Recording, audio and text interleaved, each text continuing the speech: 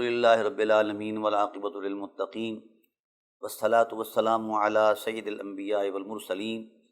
والصلاۃ والسلام علی آباء سید الانبیاء والمرسلین والصلاۃ والسلام علی امہات سید الانبیاء والمرسلین والصلاۃ والسلام علی اعمام سید الانبیاء والمرسلین لا سیما افضل البشر بعد الانبیاء بالقول الغالب خیر الناصرین سیدنا ابو طالب علیہ الصلاۃ والسلام وعلی آلہ واصحابہ واہل بیتہ وعترتہ وعشیرتہ اجمعین اما بعد فاعوذ باللہ من الشیطان الرجیم بسم اللہ الرحمن الرحیم لقد کان لکم فی رسول اللہ اسوۃ حسنہ لمن کان یرجو اللہ والیوم الآخر وذکر اللہ کثیرا صدق اللہ مولانا العظیم وبلغنا رسولہ النبی العظیم الرؤوف الرحیم ان اللہ وملائکتہ یصلون علی النبی یا ایہا الذین آمنوا صلوا علیہ وسلموا تسلیما اللہم صل علی محمد وعلی آل محمد کما صلیت علی ابراہیم وعلی آل ابراہیم انک حمید مجید اللہم بارک علی محمد وعلی آل محمد کما بارکت علی ابراہیم وعلی آل ابراہیم انک حمید مجید الصلاۃ والسلام علیک یا سیدی یا رسول اللہ وعلی آلک واصحابک یا سیدی یا حبیب اللہ الصلاۃ والسلام علیک یا سیدی یا رحمۃ للعالمین وعلی آلک واصحابک یا سیدی یا شفیع المذنبین۔ حمد و صلاۃ کے بعد انتہائی واجب القدر سامعین و حاضرین و ناظرین، بحمد اللہ تعالی ہماری سلسلہ وار گفتگو اسوہ رسول صلی اللہ علیہ وآلہ وسلم کی تشکیل اور ترتیب کی حرمتوں کے حوالے سے جاری اور ساری ہے، اور ہم نے پچھلے پروگراموں میں یہ بات عرض کر دی تھی کہ رسول اللہ صلی اللہ علیہ وآلہ وسلم کا اسوہ کاملہ جو ہے یہ محض اتفاقی اور حادثاتی نہیں ہے، اللہ تعالیٰ کی مشیت کا خصوصی اہتمام ہے۔ وجہ کیا ہے؟ وجہ یہ ہے کہ اس اسوہ کاملہ نے ساری مخلوق کو، ساری انسانیت کو اللہ وحدہ لا شریک کی معرفت سے آشنا کرنا تھا، اور انسانی اقدار کی ان عظمتوں کی نقاب کشائی کرنی تھی جو فطرت کے عین مطابق ہیں، اور اخلاقی رویوں میں وہ کمال ادا کرنا تھا کہ اخلاق عالیہ بھی وہ خود بول پڑیں کہ حسن اخلاق کا اگر کوئی شاہکار ہے تو وہ ذات محمد صلی اللہ علیہ وسلم کا غلام ہے۔ وجہ یہ ہے کہ انسان کی معاشرتی، تہذیبی اور تمدنی زندگی کے اندر اگر اخلاقی قدریں نہیں تو وہ معاشرے کمزور بھی ہوتے ہیں اور بیکار بھی ہوتے ہیں۔ صرف کھانا پینا، سونا جاگنا اور مال جمع کرنا نہ انسانی اقدار میں شامل ہے اور نہ انسانی حرمت میں شامل ہے، بلکہ ایک ضرورت ہے۔ انسان کی زندگی کی ایک ضرورت ہے اور ایک انسان کی زندگی کی حقیقت ہے۔ حیرت اس بات پر ہے جو صرف ضرورت کی حد تک جو حقائق ہیں ہم ساری زندگی اس کے پیچھے لگا دیتے ہیں، اور جو انسان کی زندگی کی حقیقت ہے اس کی طرف ہم تگ و دو اور کوشش نہیں کرتے۔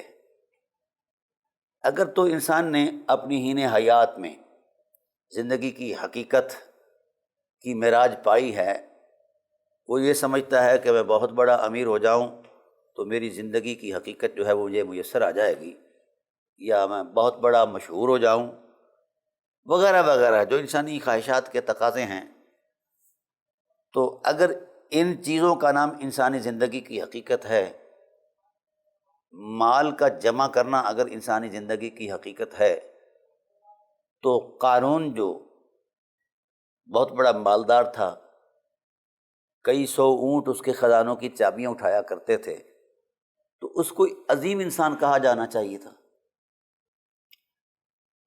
دینی اقدار کا ایک اپنا ماحول ہے، دنیاوی اعتبار سے بھی دیکھ لیا جائے، اس کی مال و دولت نے اس کی زندگی میں کون سی ایسی رونق پیدا کر دی ہے جو ایک عام آدمی اور غریب آدمی کے زندگی کے اندر رونق نہیں ہوتی۔ اس نے جو کچھ کیا دولت کے نشے میں کیا اور حرمتوں کو پامال کیا، بلکہ اللہ کے پاک پیغمبر حضرت موسیٰ علیہ السلام کی ذات والا صفات کے ساتھ الجھ گیا اور اس حد تک بد اخلاق ہو گیا کہ آپ کی ذات والا صفات پر رقیق الزامات لگانے شروع کر دیے، تو اللہ کا انتقام، اللہ کے غضب نے جوش مارا تو اسے مال و متاع کے سماج زمین میں دنسا دیا۔ اور قرآن کریم نے اس کو بیان کیا، وَآتَيْنَاهُ مِنَ الْكُنُوزِ مَا إِنَّ مَفَاتِحَهُ لَتَنُوءُ بِالْعُصْبَةِ أُولِي الْقُوَّةِ إِذْ قَالَ لِقَوْمِهِ لَا تَفْرَحْ إِنَّ اللَّهَ لَا يُحِبُّ الْفَرِحِينَ وَابْتَغِ فِيمَا آتَاكَ اللَّهُ الدَّارَ الْآخِرَةَ وَلَا تَنْسَ نَصِيبَكَ مِنَ الدُّنْيَا وَأَحْسِنْ كَمَا أَحْسَنَ اللَّهُ إِلَيْكَ وَلَا تَبْغِ الْفَسَادَ فِي الْأَرْضِ إِنَّ اللَّهَ لَا يُحِبُّ الْمُفْسِدِينَ۔ یہ جو چیز انسان کو بغاوت پر اکساتی ہے، جو دولت، وہ دولت نہیں ہے،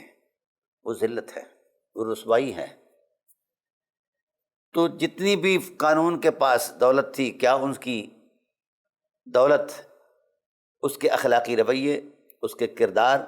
اس کی شخصیت میں کوئی نکھار پیدا کر سکی؟ نہیں پیدا کر سکی، بلکہ اس کے اندر رعونت، غرور، تکبر اور اللہ کے پاک پیغمبر کے ساتھ الجھاؤ، یہ وہ چیزیں ہیں جو اس کی خفت کا باعث بنی اور اسے اللہ تعالیٰ کی ذات نے زمین میں دنسا دیا، اس کے غضب نے، مال کو بھی اور اس کو بھی، اور آج تک وہ تسلسل کے ساتھ جا رہا ہے، اس کی ابتدا نہیں آئی، انتہا نہیں آئی۔ اور پھر جس جگہ سے دھنسایا جا رہا ہے وہ مسلسل جگہ آگ بنائی جاتی ہے۔ اب بولیے، اگر دولت جمع کرنا ہی بہت بڑا کمال ہے انسانیت کا، تو اس شخص کو تو سب سے زیادہ صاحب خلق ہونا چاہیے تھا۔ ایسا نہیں ہے۔ انسانی اقدار کا جو تقدس اللہ تعالیٰ کی ذات نے رکھا ہے، بیان فرمایا ہے، وہ اگر میسر ہے تو انسان انسانیت کی عظمت اور حرمت میں ہے، وہ اگر نہیں تو پھر انسان کی کوئی حقیقت نہیں ہے۔ تو اس طرح کی صورتحال تو درندے اور جانور بھی کر لیتے ہیں۔ ناظرین کرام، گفتگو تھی کہ انسانی اقدار میں جو نکھار ہے، مثلاً قارون کی ہم نے مثال دی ہے، آج اس کا سارا تذکرہ عبرت اور نفرت کی علامت ہے، اور دوسری طرف حضرت بلال حبشی ہیں جو رنگ کے کالے ہیں اور مصطفیٰ صلی اللہ علیہ وسلم کے متوالے ہیں، حبش سے آئے ہیں، وہ بکتے بکتے آئے ہیں، جو ہی قرار جاں سید انس و جاں حضرت محمد صلی اللہ علیہ وآلہ وسلم کے حضور پہنچے ہیں تو پھر وہ رشک ارم بن گئے۔ اس کے کالے رنگ کو اب عیب نہیں دیکھا جا رہا، بلکہ اس کالی جلد کے اندر جو چھپی ہوئی مستی ہے عشق رسول کی، وہ اس کو اتنا نکھار گئی کہ حوران جنت بھی تقاضا کریں گی کہ پروردگار عالم، یہ جو جنت میں آ رہا ہے، یہ مست الست، ہمیں بھی اس کے حسن کی خیرات سے کچھ حصہ عطا فرما۔ یہ وہ طرز زندگی ہے جس کے منظر نامے میں جو حقیقت حسن بن کر چمک رہی ہے، جس نے اس کالے رنگ کو بھی کرما والا بنا دیا ہے، وہ رسول اللہ صلی اللہ علیہ وآلہ وسلم کے اسوہ کاملہ کی تاثیر ہے۔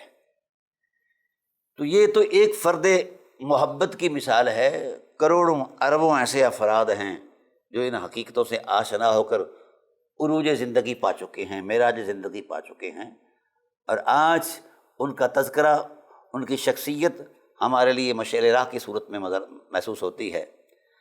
عرض یہ کر رہا ہوں کہ کائنات کے اندر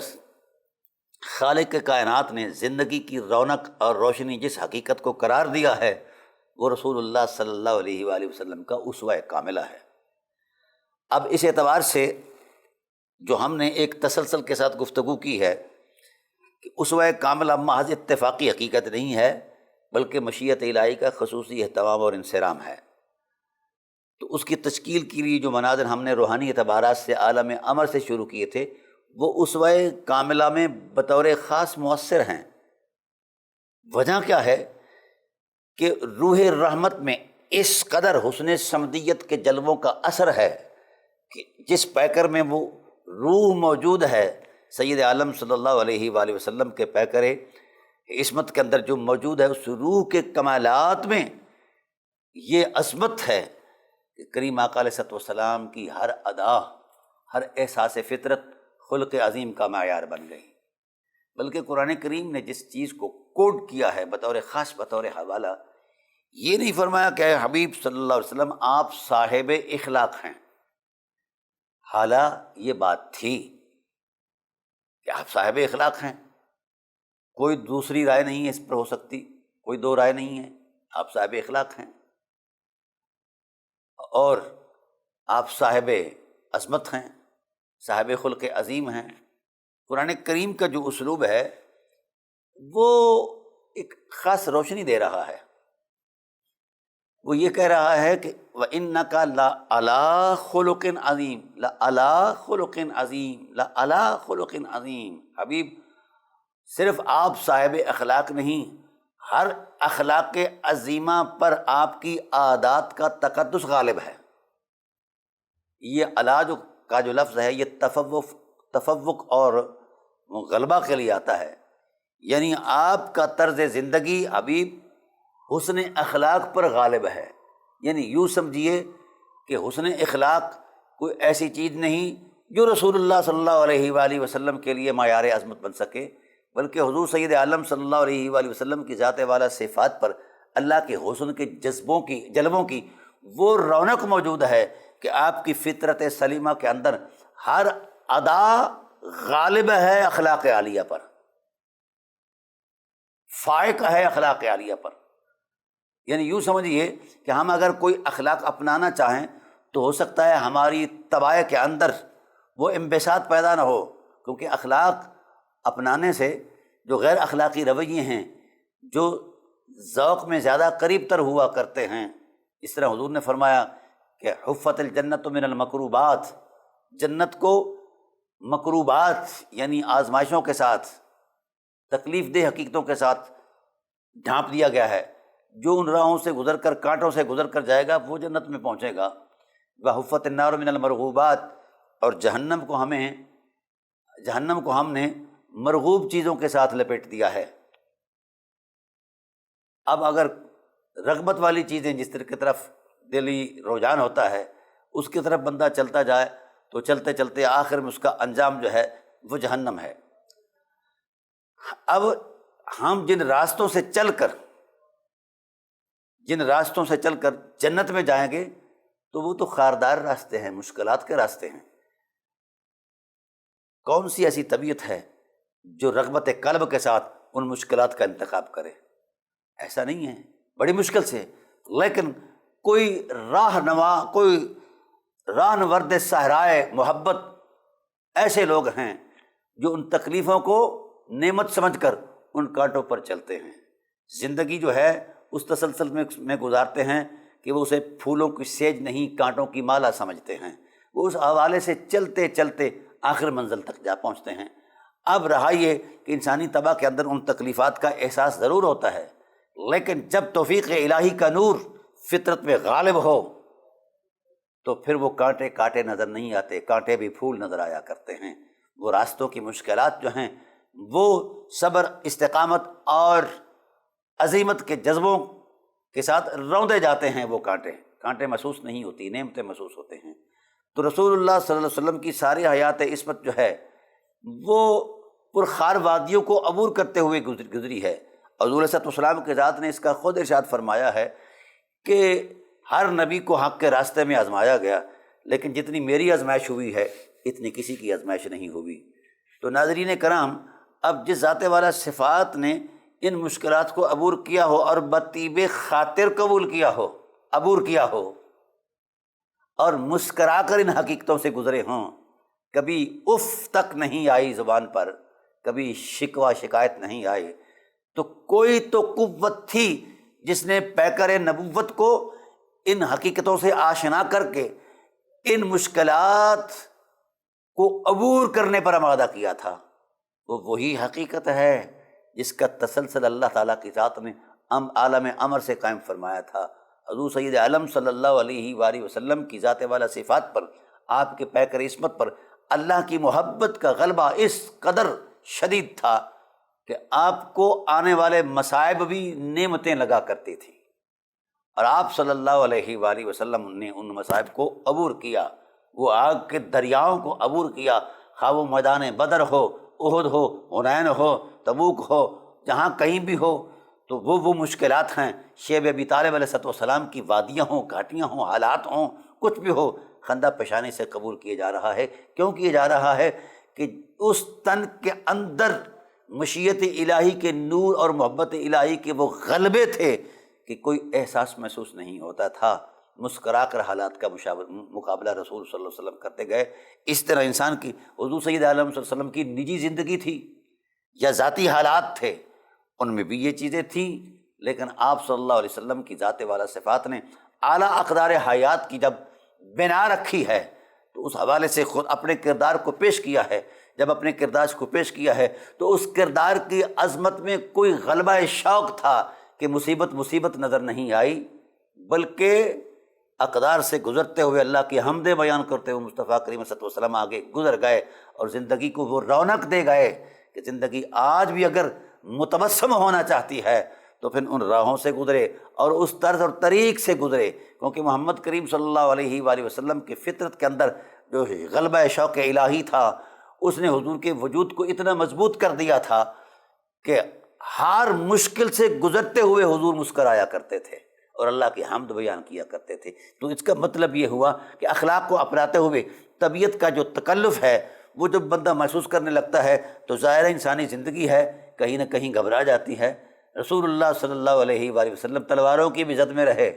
لیکن گھبرائے نہیں ہیں، تو اس لیے اللہ تعالیٰ کی ذات نے ارشاد فرمایا محبوب اخلاق اپناتے ہوئے آپ کو کسی تکلف اور پریشانی سے دوچار نہیں ہونا پڑے گا، بلکہ آپ کی فطرت میں وہ عظمت موجود ہے، آپ کی طبع عظمت کے اندر میری محبت کے نور اور سرور کی وہ عظمتیں موجود ہیں کہ آپ خود اخلاق کی حرمت پر خود غالب ہیں، آپ کا کردار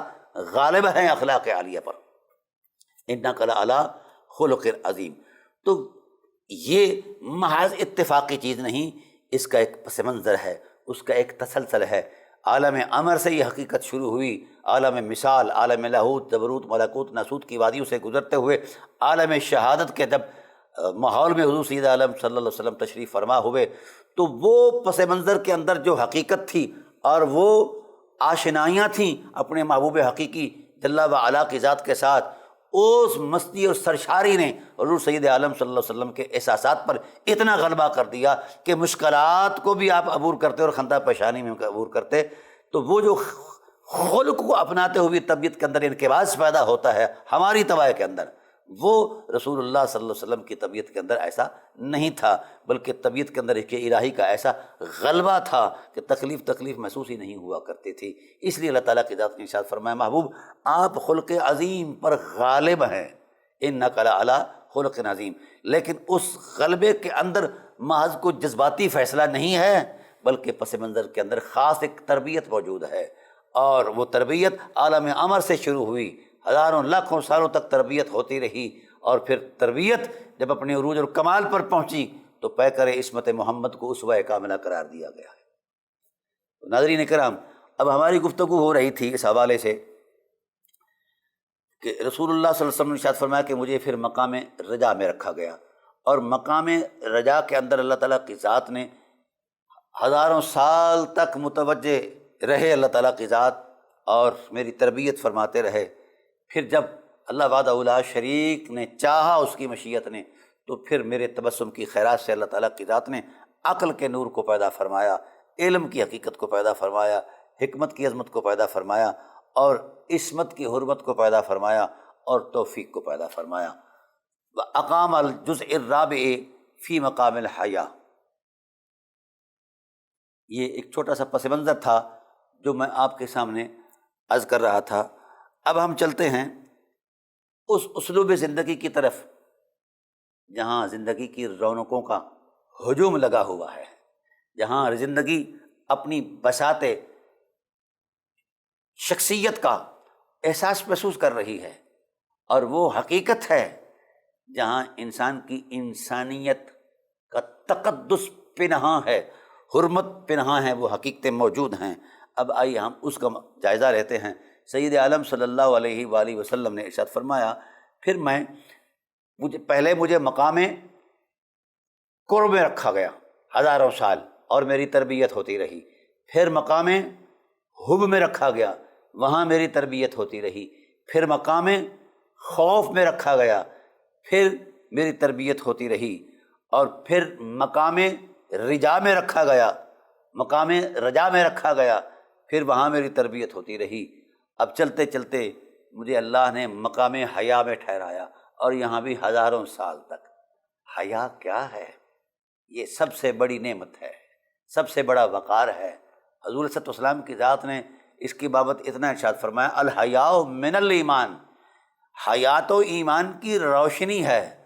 اور جس ذات والا صفات کی قیام گاہ حیا ہے، اور حیا کے اس ماحول میں حضور ہزاروں سال رہے ہوں، تو پھر اسوہ حیا آپ کے علاوہ کوئی اور ہو سکتا ہے؟ حیا کی ایک عظمت ہے۔ حضور سید عالم صلی اللہ علیہ وسلم نے ارشاد فرمایا، حیا انسانیت کا زیور ہے، حیا انسانیت کا وقار ہے۔ حیا انسان کی انسانیت کے وقار میں ایک عظمت ہے۔ جب تک حیا رہے گا، انسانی سوسائٹی کے اندر ایک میکنزم رہے گا، ایک وحدت رہے گی، ایک عظمت رہے گی، حرمت رہے گی۔ اذا فات الحیاء فاصنع ما شئت، جب حیا نہیں رہے گا تو کائنات کے اندر آوارگی پھیل جائے گی، خواہ وہ ذہنی آوارگی ہو، اخلاقی آوارگی ہو، کسی بھی طرح کی آوارگی ہو۔ حیا ایک ایسی طاقت ہے جو آوارگی سے انسان کو روک کر انسان کی حرمت میں اتار دیتا ہے۔ حضور سید عالم صلی اللہ علیہ وسلم نے ارشاد فرمایا کہ جب مجھے مقام حیا میں رکھا گیا ہزاروں سال تک، ثم نظر اللہ عز وجل الیہ فترشح النور ارقا فقطرة منہ مئۃ الف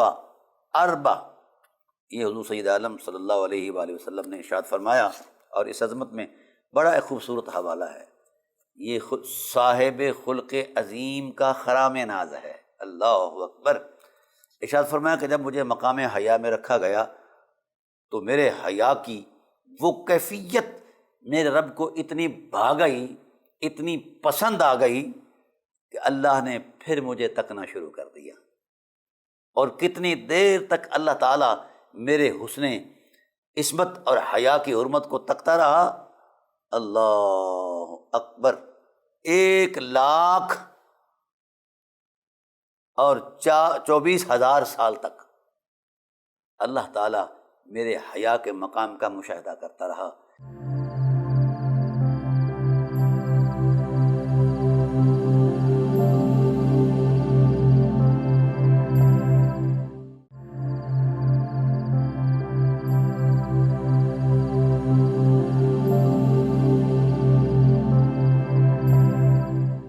اور حیا کا جو تسلسل تھا،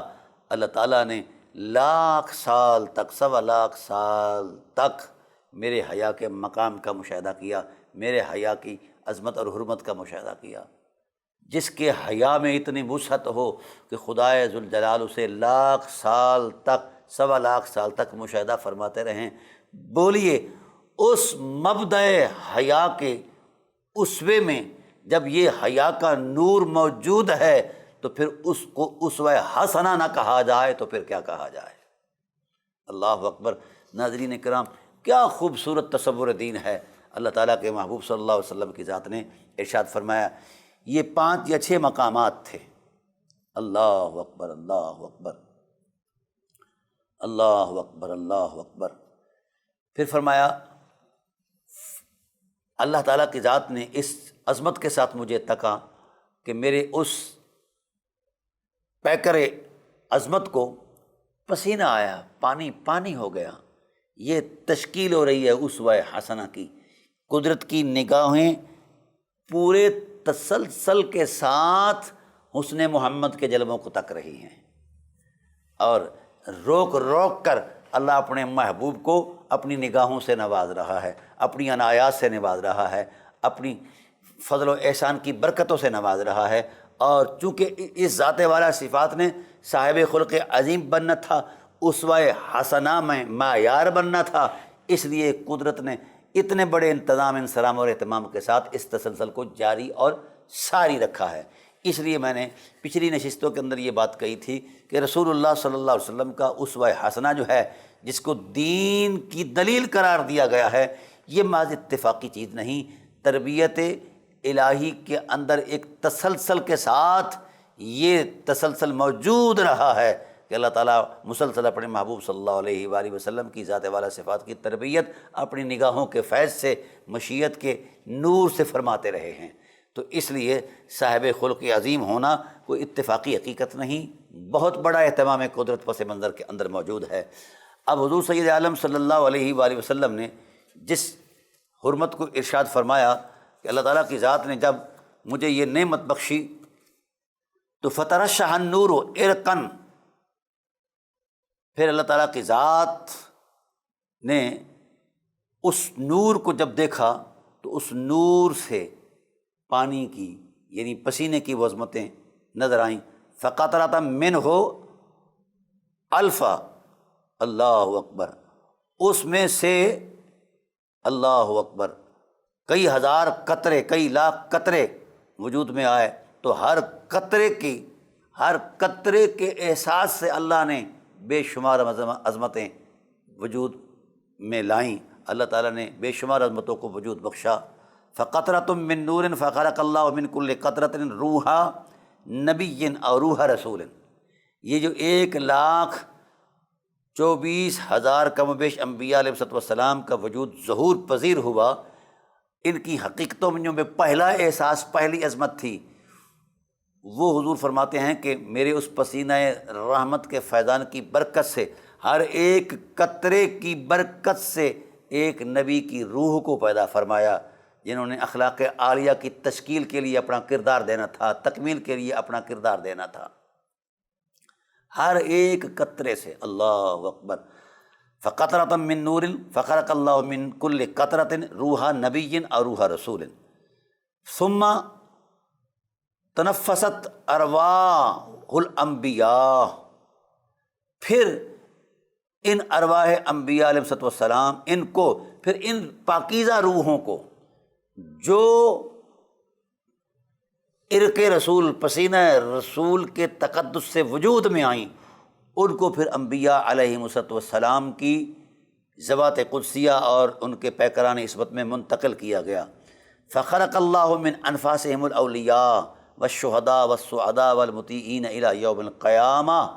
پھر انہی نفوس قدسیہ کی روحوں کی برکت سے اور انہی عظمتوں سے، میرے پسینے کے قطرے سے اللہ تعالیٰ کی ذات نے نفوس اولیاء، نفوس شہداء، نفوس سعداء خوشبخت اور قیامت تک صاحبان اطاعت، جو اطاعت گزار ہیں، وہ اسی تسلسل کا فیضان ہیں۔ پھر ارشاد فرمایا فالعرش والکرسی من نوری والکروبیون من نوری والروحانیون من نوری والملائکۃ من نوری والجنہ من نوری وما فیہا من النعیم من نوری والملائکۃ السماوات السبع من نوری والشمس والقمر والکواکب من نوری والعقل والتوفیق من نوری وارواح الرسل والانبیاء من نوری والشہداء والسعداء والصالحون من نتاج النوری۔ یہ رسول صلی اللہ علیہ وآلہ وسلم اپنی نبوی زبان سے اسوہ کاملہ کے وہ تدریجی مراحل کے تسلسل کی حرمت کو بیان کر رہے ہیں کہ اللہ تعالیٰ کی ذات نے عرش کو بھی میرے نور سے پیدا فرمایا، کرسی کو بھی میرے نور سے پیدا فرمایا، کر و بیان، یہ جو فرشتے ہیں کرام کاتبین، ان کو بھی میرے نور سے پیدا فرمایا، ہر روحانی عظمت میرے نور سے، اور تمام ملائک میرے نور سے، جنت میرے نور سے، اور اس کے اندر جو نعمتیں ہیں وہ میرے نور کی برکت سے، اور آسمانوں، ساتوں آسمانوں کے ملائک جو ہیں وہ بھی میرے نور سے، شمس، قمر، کواکب یہ بھی میرے نور سے، عقل، توفیق بھی میرے نور سے، ارواح رسول بھی میرے نور سے، انبیاء کی روحیں بھی میرے نور سے، شہداء، سعداء اور صالحون، یہ سب کے سب کیا ہیں؟ نتیجہ ہیں میرے نور کی برکت کے تسلسل کا۔ تو اب اس اعتبار سے اس کے بعد اللہ تعالیٰ کی ذات نے اسوہ رسول کی بناؤں میں جو بنیادی اکائیاں ہیں، ایک نئی اکائی کا آغاز کیا۔ یہ تو وہ تسلسل تھا جو ایک پس منظر میں ہم بیان کر رہے ہیں کئی نشستوں سے۔ اب اللہ تعالیٰ کے حبیب صلی اللہ علیہ وسلم فرماتے ہیں ثم خلق اللہ اثنی عشر الف حجاب من نور، پھر اللہ تعالیٰ کی ذات نے یہ 12,000 حجابات نور پیدا فرمائے۔ فاقام اللہ نوری، پھر اللہ تعالیٰ کی ذات نے ہر حجاب نور کے اندر میرے نور کو رکھا، تاکہ میرے محبوب صلی اللہ علیہ وسلم کی نوری عظمت جو ہے حجابات نور میں رہ کر اللہ وحدہ لا شریک کی نگاہوں کا منظر رہے، اور وہ نوری اقدار، وہ نوری احساس، وہ نوری حرمتیں میرے محبوب صلی اللہ علیہ وسلم کے وجود نوری کے اندر منتقل ہوتی رہیں اور معجزاً ہوتی رہیں۔ فاقام اللہ نوری وہو الجزء الرابع فی کل حجاب الف سنۃ، 1000 سال تک ہر حجاب کے اندر، یعنی 12,000 حجابات نور تھے، ہر حجاب کے اندر رسول اللہ صلی اللہ علیہ وآلہ وسلم کو 1000 سال تک ہر ایک حجاب میں، پردے میں رکھا۔ وحیہ مقامات العبودیہ والسکینہ والصبر والصدق والیقین۔ اللہ اکبر، اللہ اکبر، اللہ اکبر۔ یہ رسول اللہ صلی اللہ علیہ وآلہ وسلم کے لیے اللہ تعالیٰ کی طرف سے اہتمامات قدرت ہیں، جو حضور سید عالم صلی اللہ علیہ وسلم اس حد تک پہنچ گئے کہ جس سے آگے کسی عظمت کا کوئی تصور موجود نہیں سوائے ذات حق کے۔ رسول اللہ صلی اللہ علیہ وسلم نے فرمایا کہ یہ سب چیزیں جو ہیں یہ مقامات عبودیت اور سکینہ اور صبر اور صدق اور یقین تھیں۔ فغمس اللہ ذالک النور فی کل حجاب الف سنۃ، ہر نور کے دریا کے اندر اللہ تعالیٰ کی ذات نے مجھے غوطہ زن فرمایا۔ فلما اخرج اللہ نور من الحجب، اخرج اللہ نور من الحجب رکبہ اللہ فی الارض، پھر جب اللہ تعالیٰ کی ذات نے ان حجابات سے میرے نور کو ظاہر فرمایا، نکالا اس کائنات کی عظمت کے اندر، تو پھر اللہ تعالیٰ کی ذات نے اس کو مرکب فرمایا زمین کے اندر۔ فکانہ یضیء منہا ما بین المشرق والمغرب کالسراج فی اللیل المظلم۔ یہ میرے رسول صلی اللہ علیہ وسلم کا ارشاد گرامی ہے۔ پھر ارشاد فرمایا کہ جب مجھے اللہ تعالیٰ کی ذات نے زمین کی طرف متوجہ فرمایا، کائنات ارضی کی طرف متوجہ فرمایا، تو پھر کائنات ارضی کا ذرہ ذرہ میرے حسن لطافت کے نور سے چمک اٹھا۔ یہ ہے قدرت کا وہ اہتمام جو صاحب خلق عظیم کی اسوہ کے لیے ابتدا سے تشکیل دیے جا رہا تھا، ترتیب دی جا رہا تھا، اور اس تسلسل کو جاری کیا ہوا تھا۔ اللہ اکبر۔ تو ناظرین کرام، ہم یہاں اس کائنات کے اعتبار سے یہ بات عرض کر رہے ہیں کہ عالم بالا سے لے کر زمین کے ماحول تک جو سفر رہا رسول اللہ صلی اللہ علیہ وآلہ وسلم کا، جو خرام ناز رہا، وہ کن کن اداؤں کے ساتھ وابستہ تھا اور کن کن حقیقتوں کے ساتھ وابستہ تھا، اور کون کون سی ایسی شرافتیں تھیں جو ذات رسول کے وجود کا حصہ قرار پائیں اور عظمت قرار پائیں۔ اب اس اعتبار سے جب ہم نے جائزہ لیا ہے تو عالم بالا، عالم امر سے لے کر عالم بالا کی ساری کائنات کی ساری حقیقتیں اللہ وحدہ لا شریک نے سمیٹ کر ذات رسول مقبول صلی اللہ علیہ وآلہ وسلم کے اندر رکھ دی ہیں۔ کوئی ایسی حقیقت نہ تھی جس کے اندر روشنی ہو، کوئی عظمت ہو، اور اس کو رسول اللہ صلی اللہ علیہ وآلہ وسلم سے الگ رکھا گیا ہو۔ چونکہ ہم نے اسوہ حسنہ کی طرف آنا ہے، اس لیے میں نے اختصار کے ساتھ ان حقیقتوں کو بیان کر دیا ہے۔ تو وہ روحانی حقیقتیں، اور آج بھی یہ تجربہ کر کے دیکھ لیں، جس شخص کے وجود پر اس کی روح کا غلبہ ہے، یعنی روحانیت اس پر غالب ہے، تو اس سے گناہوں کا صدور اور غیر اخلاقی رویوں کا صدور نہیں ہوتا۔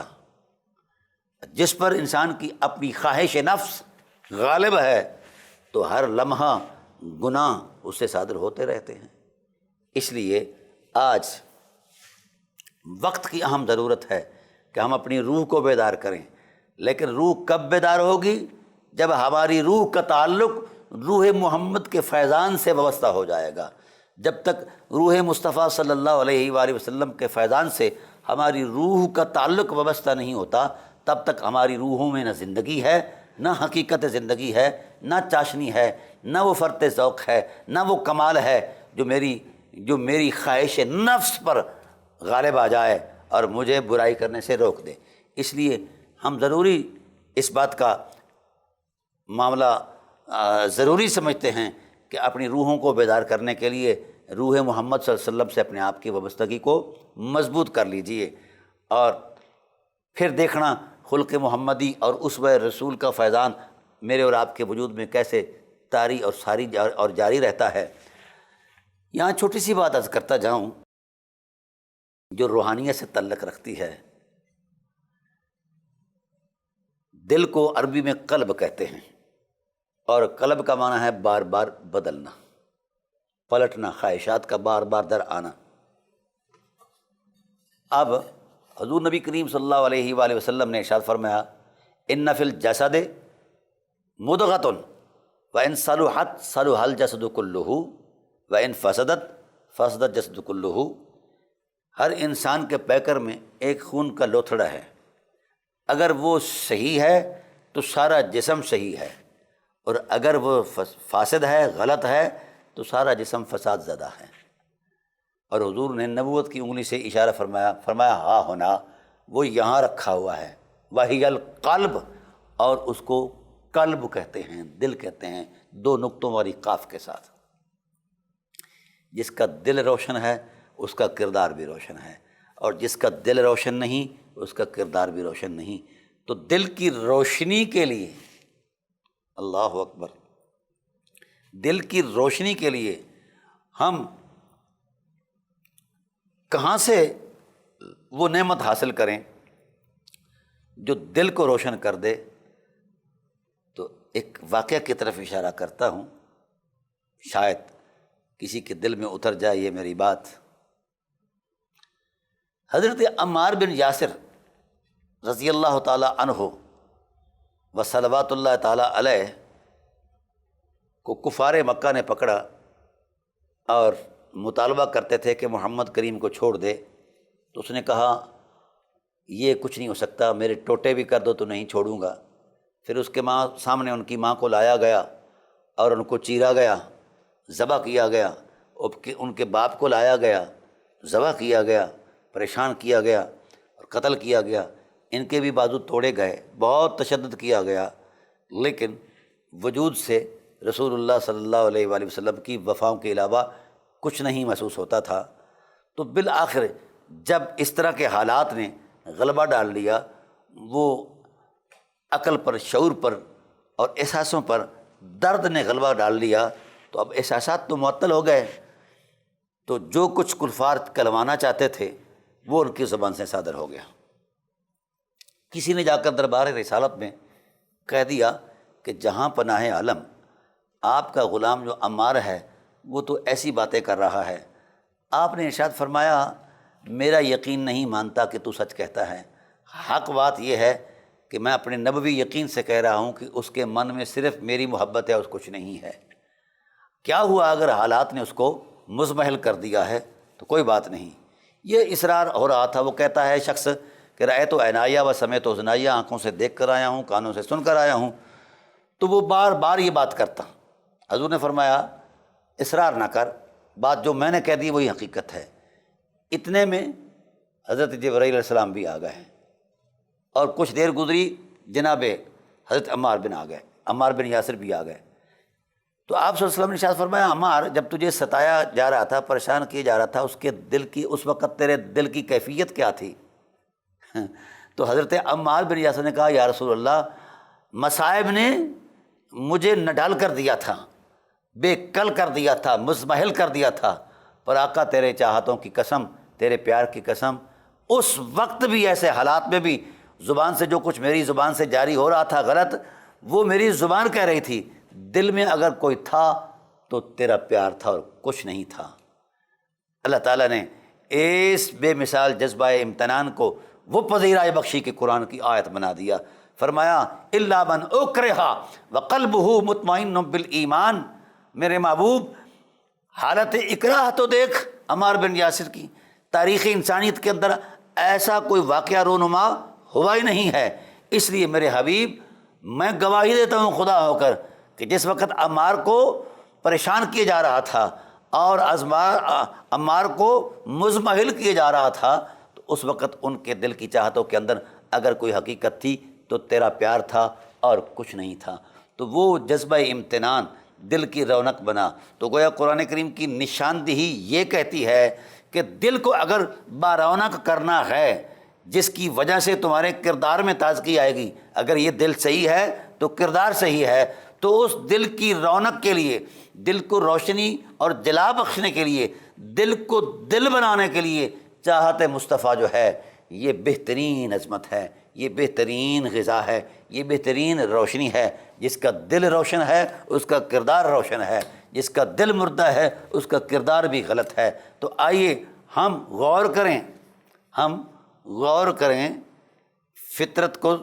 سنوارنے کے لیے، طبیعت کو نکھارنے کے لیے، انسانیت کو جلا بخشنے کے لیے۔ دل کی کائنات میں اگر رسول آ جائیں تو خواہشات کا تمار ختم ہو جائے گا۔ صرف اگر کوئی حقیقت رہے گی تو اس نے محمد کے جلووں کی روشنی رہے گی۔ تو جہاں یہ ہو وہاں شیطان نہیں آیا کرتا، وہاں کردار میں تابندگی آیا کرتی ہے، وہاں کردار میں حرمت آیا کرتی ہے۔ جتنے بھی حرمت میں آپ لوگ گزرے ہیں ان کی تاریخ کو پلٹ کر آپ دیکھیں، پڑھ کر دیکھیں، تو ہر ایک کو نفس مطمئنہ نصیب تھا۔ اور دل کب مطمئن ہوتا ہے، خواہشوں کی بتوں سے کب دور ہٹتا ہے، جب دل میں دلبر بن کر مصطفیٰ ٹھہر جائیں تو دل سنور جاتا ہے، دل سنور جائے تو کردار سنور جاتا ہے، تو اسی سے اسوہ کی عظمت سامنے آ جاتی ہے۔ اس لیے میں گزارش کر رہا ہوں اپنے دوستوں سے، اپنے سامعین سے کہ دل کو سنوارو۔ دل کے سنورنے میں جو بنیادی حقیقت ہے وہ مصطفیٰ کی چاہت ہے۔